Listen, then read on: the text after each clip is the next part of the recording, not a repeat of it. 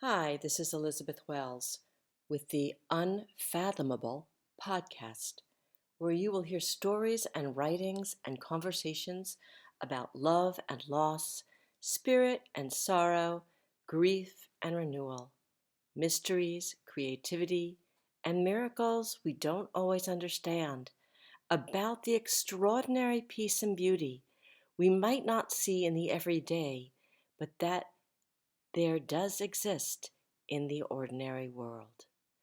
Maybe not the joy of this world, but a joy of the heart, the inner heart, the unfathomable.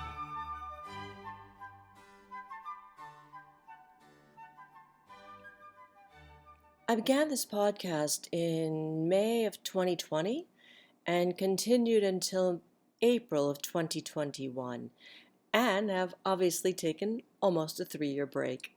But I'm back now to talk more about grief and sorrow and renewal and spirit and love. As you might have discovered in your own life, grief doesn't always go away. Some people might say, oh, they're better, they got over their grief. But for many of us, it shifts and changes. My nephew recently asked me, 5 years after my mom passed and many other friends and family, he said, I won't say healed or recovered, but he said, what do you think shifted you? Was it time or the work you did? I thought about that, and I finally said, both. I don't think time heals all wounds, but time can soften the pain. And yes, a lot of work, if you want to call it work. The only thing I knew after my mom died was to reach out, to survive, to grab hold onto anything that would help me live and make it through the traumatic grief I was dealing with. One of my many ways was writing. I'd been a writer since before the age of 7, writing stories and mentoring many other people with their journaling. I'm the author of a book called Journaling for Well-Being and Peace, and so I knew and understood writing very well, and I also understood the therapeutic aspects of writing and how complete expression, self-expression on the page was a powerful act of survival for one's own sense of healing in terms of finding release, maybe relief, really, relief, sometimes release, and a deeper peace. There's that great quote by William Shakespeare that says, "Give sorrow words. The grief that does not speak whispers the overfraught heart and bids it break." Writing can be cathartic, healing, and creative. And sometimes one piece of writing can capture that all. It's cathartic in that you can just get something down on the page. It's healing when you look at something from a new perspective, like when you visit the past with perspective and understanding and love and compassion. That's when it becomes healing. And then it's creative when you write, when you express yourself, when you share it with another person. In the following piece that I'm going to share, someone said something to me that I didn't find helpful. It's a sentiment that's often expressed today to people who grieve. So I wrote to express myself, to stand with myself, and then to share it with others, which I did. And there was great resonance from people I shared it with. I started this piece crying as I was writing, and by the time I finished, I had relief in my body. I felt peace because I was fully heard by me. And so now I'm going to share it with you, and we come full circle again. May it offer you some peace in your own life in the way you might understand yours or another person's grief. It's called This Is How You Help Me. When I hear you say the words, "She's in your heart," I know that you mean well. Telling me she is in my heart doesn't help, though. What is a mother without her daughter? What is a child without her dad? What is a flower without the ground? What are the stars without the gazer who looks upon them and loves them just as they are? What is a speaker without the crowd, a writer without the reader, a reader without the word? Telling me she is in my heart doesn't help. When I want her, or him, next to me on the bed, watching TV, holding my hand, caring for my heart, caressing their face or their caressing mine. When I want them witnessing the beauty of this day, or the hardship of the night and the darkness on the earth, or the morning light, or the morning light.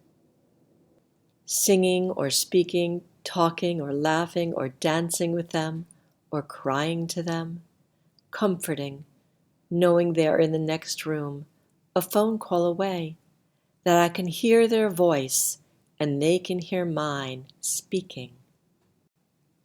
Saying they are in my heart doesn't help when they are the only one who could help heal my heart, who could soothe the broken roads in this heart, the heart that now has chips and shards, dry patches, split open caverns left by the quake that rocked my world when they left Earth. You might then say, look into the cavern to see what else you can find. But it is dark, and there are no rainbows that appear there after the rains when the sun shines. So please refrain from ringing that old tune to find the gift in grief, the gift in pain. There may be gifts for some, but for me there are none, because pain doesn't always make you stronger. Sometimes it just hurts. Please refrain from calling even this understanding the new gift. I always had this understanding. They did not have to die for me to find compassion. Compassion, too, has always been my constant companion. Besides, this ache, in part, is what brings them to me. Why would I give that away, want it to recede? And so this is what I do. I close my eyes and feel them next to me, whispering to me, wrapping their arms around me. It's how I live now. It's how I live. Because even though they are not here, I remember when they sat next to me, talked with me, listened to my voice, loved me no matter what. They loved me, and I love them. So telling me they are in my heart doesn't matter, doesn't serve, doesn't help. And when I talk of them, and love to speak of them, it is not because I am holding on to the past and not moving on, as you might say. It is because their memory and the story of their life is pure light. A drop of light that with all my tears, whispers, maybe I will see them again, breathe with them again, in a different way, one day. Because they are the light that moves me forward. This is what I have to say. Grief doesn't always go away. It changes, and is part of the path I will walk till we meet again. Until then, I remember her words. I will be right here, right next to you. And I pray, even though I can't see or hear all my loved ones now gone on, I pray that this is true. You see, I know they are already in my heart. We had and have one heart, but I want them next to me, with me right now.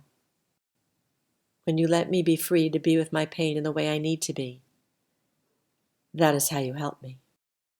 For my tears are the rain on my heart that moistens the parched lands to lightly let the broken pieces find each other again, like mud rearranging after a storm, like the mountain broken after an avalanche, finding a new way to stand. One crack in a broken heart, finding another crack in the same broken heart. My tears shelter me, cradle and comfort me. And all the cracks find each other. They know each other. They hold each other. They love each other.